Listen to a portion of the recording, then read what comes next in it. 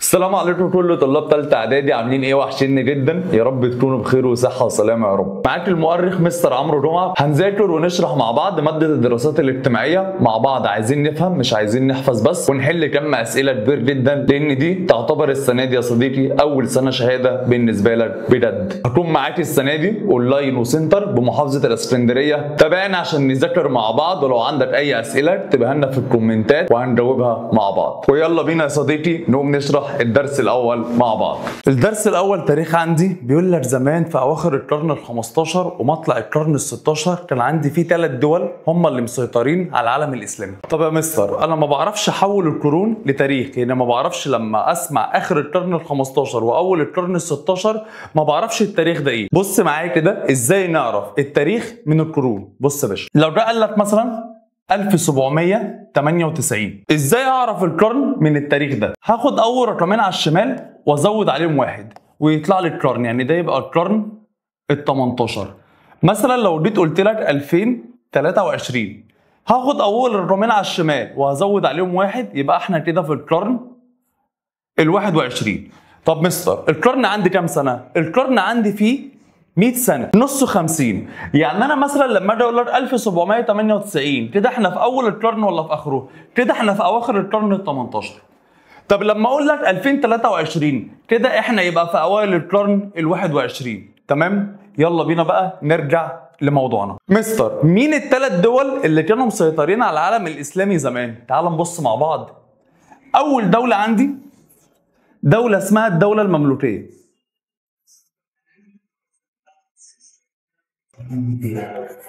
والدولة الثانية عندي دولة اسمها الدولة الصفوية. والدولة الثالثة عندي دولة اسمها الدولة العثمانية.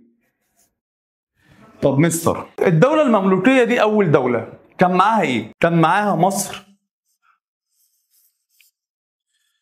والشام والحجاز اللي هو المكان اللي فيه الكعبة والمسجد النبوي، وكمان كان معاها جزء من شرق البحر الأحمر. يعني أنا عندي ساحل البحر الأحمر ده منطقة كبيرة، هي كانت مسيطرة على جزء من الساحل الشرقي للبحر الأحمر. يعني كمان يا مستر هتقول لي كان معاها جزء من الساحل الشرقي للبحر الأحمر. طب مستر الدولة الصفوية دي بقى كانت مسيطرة عليه. الدولة الصفوية دي كانت مسيطرة على مكان اسمه إيران. لو رجعنا بالتاريخ ورا شوية، إيران دي كانت مع بلاد اسمها فارس. يعني هتقول لي إيران دي اللي كانت زمان بلاد فارس. طب مستر عاصمة الدولة الصفوية دي كانت مدينة اسمها تبريز. طيب الدولة العثمانية بقى كانت موجودة فين؟ الدولة العثمانية كانت موجودة فوق في منطقة اسمها تركيا. طب بقول لك ايه؟ تعالى كده نشوفهم مع بعض على الخريطة عشان نفهم أكتر.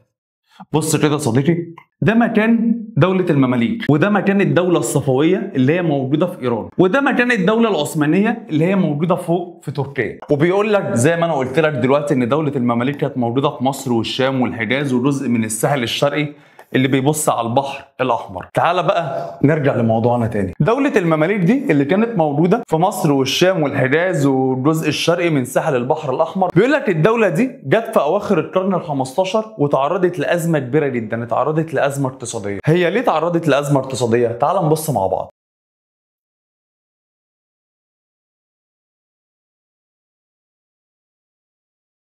بص يا باشا، لازم مبدئيا يبقى عندك معلومة كده عن موقع مصر. لو جيت رسمت لك كده، عندي مصر موجودة هنا بتبص على البحر المتوسط والبحر الأحمر. فموقع مصر هنا مديها أهمية كبيرة جدا، مديها أهمية جغرافية. يعني بالبلد كده زي ما كنت بتسمع في ابتدائي، مصر ليها موقع متميز بسبب إنها بتبص على البحر المتوسط والبحر الأحمر. فزمان كان عندي فوق في الغرب الدول الأوروبية. الدول الأوروبية دي كانت بتشتغل وكان ليها مصالح كتير جدا جدا في الشرق، فعشان تقدر توصل للشرق كانت بتعمل ايه؟ بص يا باشا، الدول الأوروبية دي كانت بتطلع تعدي كده عن طريق البحر المتوسط، عن طريق مصر، بعد كده البحر الأحمر عشان توصل للشرق زي ما هي عايزة. وكان ساعتها مسيطر على مصر زي ما أنا لسه قايل لك من شوية قوة اسمها المماليك. فالمماليك دول طبعا مش هيخلوا الدول الاوروبيه كده يعدوا بالساهل ببلاش، لا طبعا ادفع عشان تعدي. فالمماليك كانوا بياخدوا فلوس كتير جدا جدا جدا من الدول الاوروبيه عشان الدول الاوروبيه تقدر تعدي وتوصل للشرق، لغايه ما في يوم من الايام طلع الاوروبيين قالوا لك المماليك دول طماعين قوي، بيلموا فلوس كتير مننا عشان بس يخلونا نعدي من الغرب ونوصل للشرق. لغايه ما في يوم من الايام طلع ناس من اوروبا اسمهم البرتغاليين.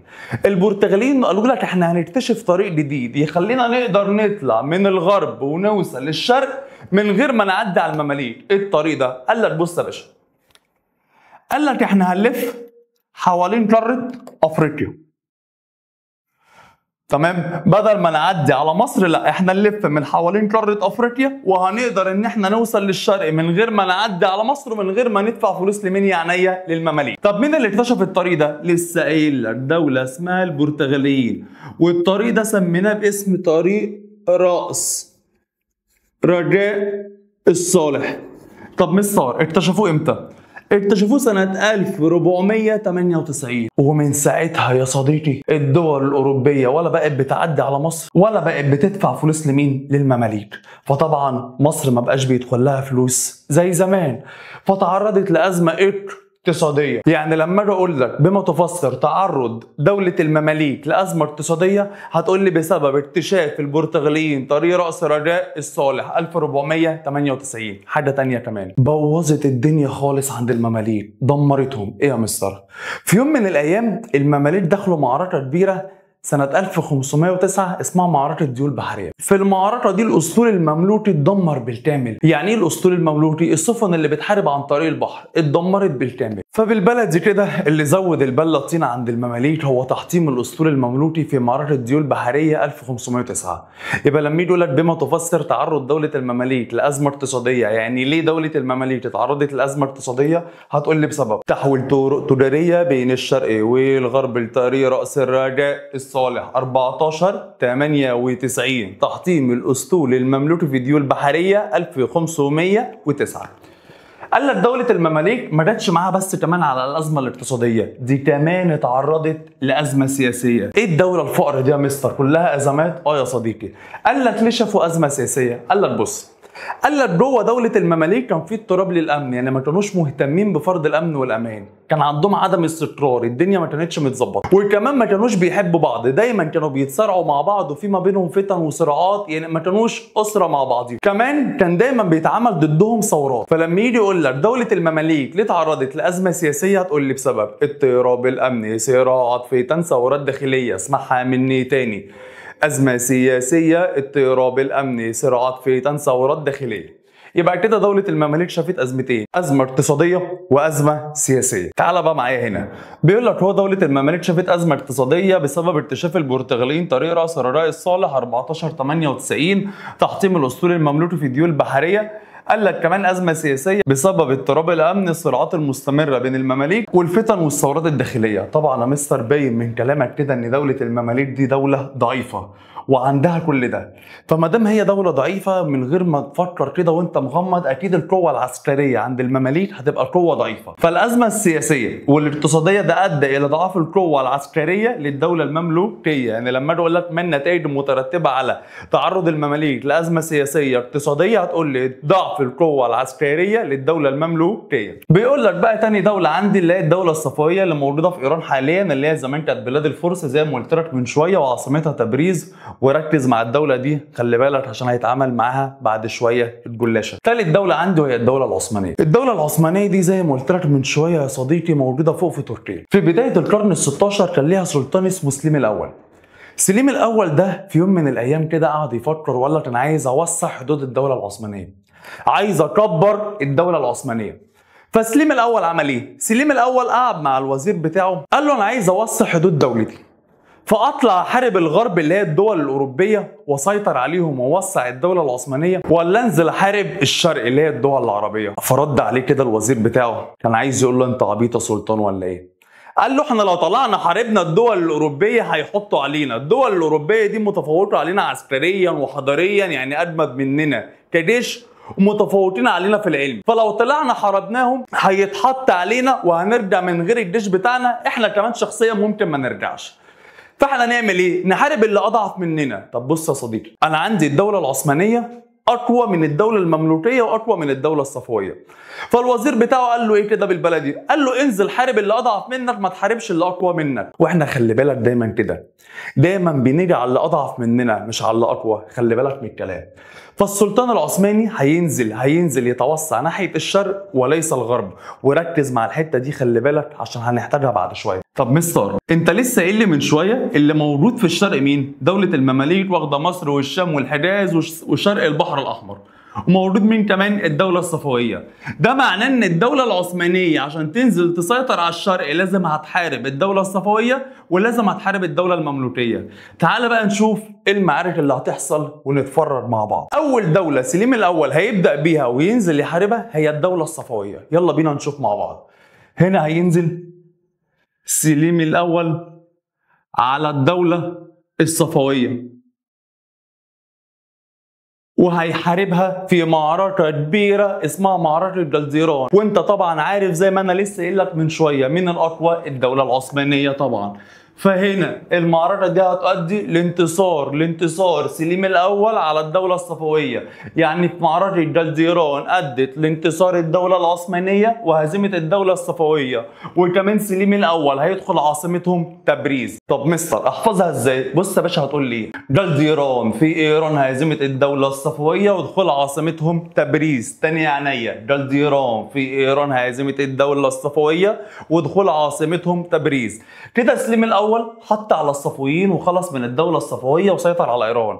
طب مستر لسه فاضل له المماليك في مصر والشام، تعال نشوف هيعمل معاهم ايه. سليم الأول عشان يحارب المماليك هينكشهم الأول، هيستفزهم الأول. ازاي؟ كان عندي بلد كده موجودة على حدود الشام اسمها إمارة ذو القادر. فسليم الأول هيعمل ايه عشان يستفز المماليك؟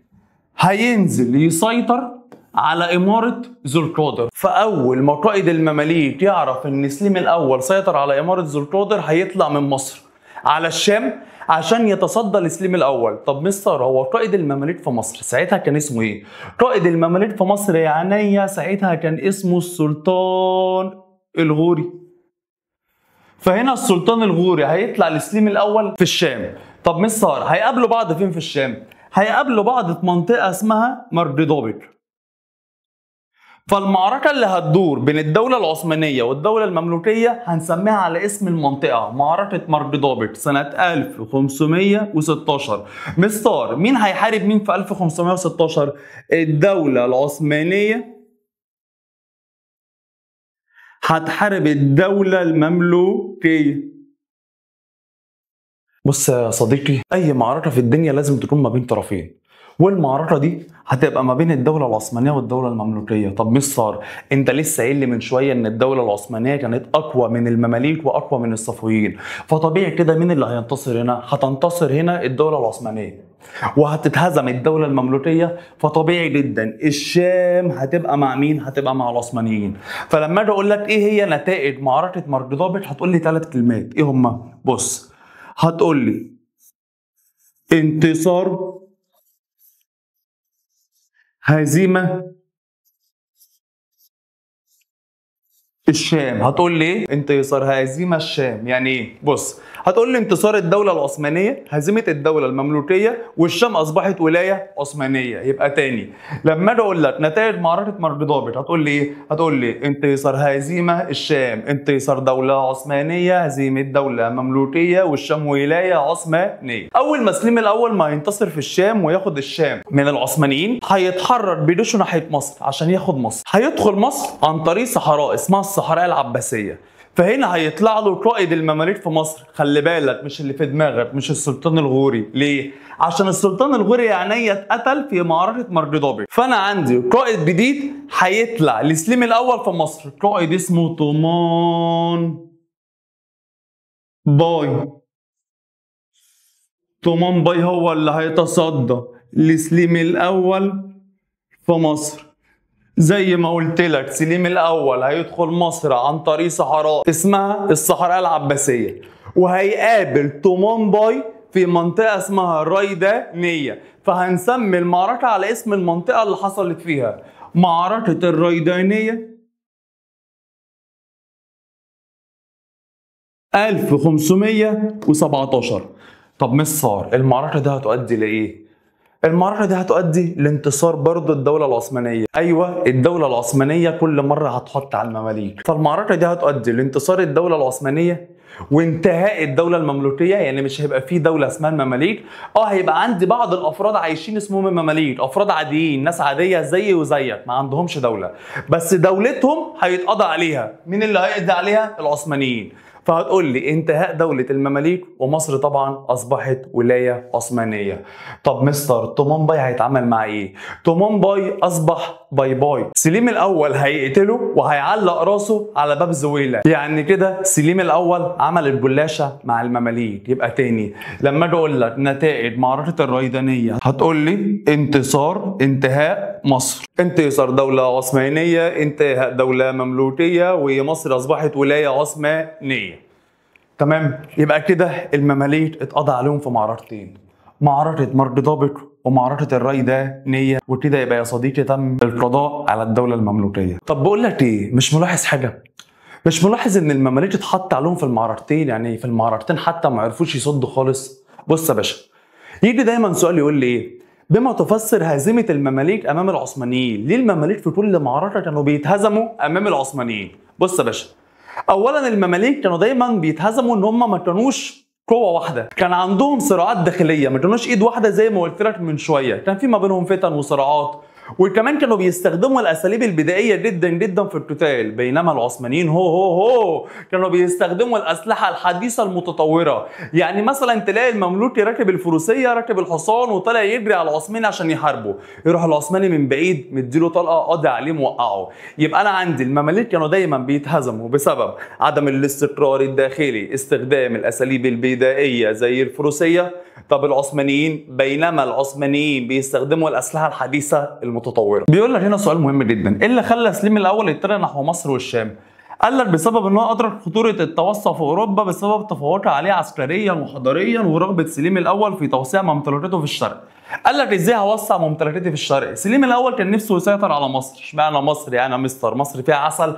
قال لك يا باشا مصر دي كان المقر الرئيسي للمماليك، عاصمه دوله المماليك اللي بيحكموا منها كل حاجه، مصر والشام والحجاز وهكذا. فقال لك انا لو سيطرت على مصر هبقى سيطرت على قلب العالم الاسلامي. يبقى تاني لما يجي يقول لك ليه سليم الاول اتجه نحو مصر والشام، هتقول لي ادرك خطوره التوسع في اوروبا بسبب التفوق عسكري حضاري، وكمان رغبته في الاستيلاء على الشرق بالسيطره على مصر اللي هي قلب العالم الاسلامي. وهنا عندك معركه مرج 1516 وبعدها الريدانيه 1517. هنا بيقول لك سؤال مهم زي اللي انا لسه قايله لك دلوقتي، ايه اللي خلى الجيوش المملوكيه بتتهزم امام الجيوش العثمانيه؟ طبعا انت عارف بسبب عدم الاستقرار الداخلي والنزاع على السلطه، التفوق العسكري للجيش العثماني بينما المماليك كانوا بيستخدموا الفروسيه، التفوق العسكري للجيش العثماني واستخدامهم الاسلحه الحديثه والمتطوره. هنا بقى في سؤال مهم جدا جدا جدا لازم تركز معاه فيه. بيقول لك ايه؟ بص، بيقول لك نتائج هزيمه الجيوش المملوكيه امام العثمانيين، يعني ما النتائج المترتبه على هزيمه المماليك امام العثمانيين؟ المماليك اتهزموا خلاص، فبيقول لك ده ادى لايه؟ بص يا باشا، قال لك اول حاجه مصر اتحولت من دوله مستقله بقت ولايه عثمانيه. يعني قال لك مصر بدل ما كانت دوله مستقله بقت ولايه تابعه للعثمانيين. تاني حاجه قال لك خلافه العالم الاسلامي كله الدينيه والسياسيه بقت للدوله العثمانيه. يعني ايه؟ يعني قال لك السلطان العثماني بقى هو اللي مسؤول عن العالم الاسلامي سياسيا، هو اللي بيحكمه وهو اللي مسؤول عليه دينيا. يعني كمان سيطر على الكعبه والمسجد النبوي وقال لك انا اللي حاميهم، انا الحامي بتاعهم، انا اللي مسؤول عنهم، اللي هي منطقه الحجاز. لدرجه ان هو في ثالث نقطه بيقول لك ايه؟ بيقول لك اعلن السلطان سليم الاول نفسه الحامي الوحيد للحرمين الشريفين وكمان لجميع رعاياه في العالم الاسلامي. يعني ايه؟ يعني قال لك انا حامي الحرمين الشريفين وكمان انا اللي مسؤول عن جميع رعايا في العالم الاسلامي. ثالث حاجه قال لك السلطان العثماني سيطر على الدول العربيه اللي موجوده في اسيا وافريقيا. انت عارف من السنه اللي فاتت ان انا عندي الوطن العربي عباره عن قارتين، قاره اسيا وقارة افريقيا. هنا قال لك السلطان سليم الاول سيطر على العالم العربي من خلال الاتجاهين الاسيوي والافريقي، يعني سيطر على الدول العربيه اللي موجوده في اسيا وافريقيا، يعني بالبلدي امن نفسه من الاتجاهين من الاسيوي والافريقي. لما يجي لك السؤال ده نتائج هزيمه المماليك امام العثمانيين، هتقول لي 4 كلمات، هتحط لي 4 كلمات تحت بعض، ايه هم؟ بص يا باشا: تحويل انتقال الحرمين الشريفين، امن نفسه من الاتجاهين. تاني: تحويل انتقال الحرمين الشريفين، امن نفسه من الاتجاهين. يعني ايه؟ بص يا باشا، هتقول لي اول حاجه تحويل مصر من دوله مستقله لولايه عثمانيه، انتقال خلافه العالم الاسلامي الدينيه والسياسيه للدوله العثمانيه، اصبح الحامي الوحيد للحرمين الشريفين، امن نفسه من الاتجاهين الاسيوي والافريقي، يعني سيطر على العالم العربي من خلال الاتجاهين اللي هم الاسيوي والافريقي.